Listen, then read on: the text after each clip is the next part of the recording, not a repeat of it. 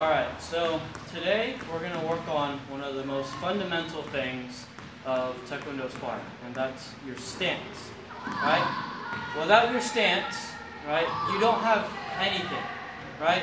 If you have improper stance, if you're just standing up straight and you're trying to do a fast kick or a sliding roundhouse kick, right? Just here, there's no range to it. Full of stance, you can slide in. So, we're going to start off with just the most commonly seen sparring stance that you see out on the mats, and that's a modified back stance. Now, traditionally from form, your back stance has your back foot out a little bit out to the side.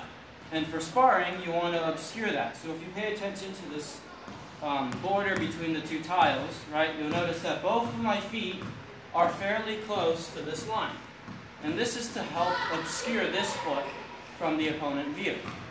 So here, if I wanted to say, hop in for a sliding roundhouse kick, it would look somewhat the same to stepping out like this. As opposed to here, you can visibly see the foot coming out already, and in the case of the sliding roundhouse kick, you can see the foot coming in, which is a much greater contrast than moving forward and moving out.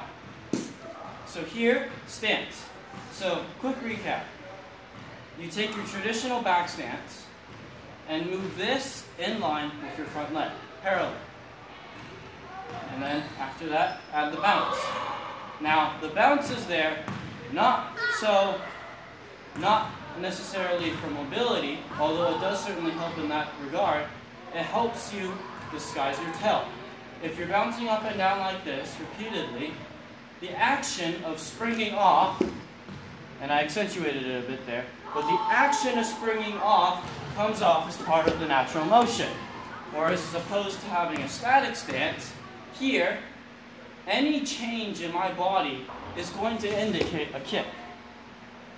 So it's a game of contrast, right? We have the contrast between this motion and that motion disguised here. This motion and that motion. And it's the same here. We have the game of contrast between this and this.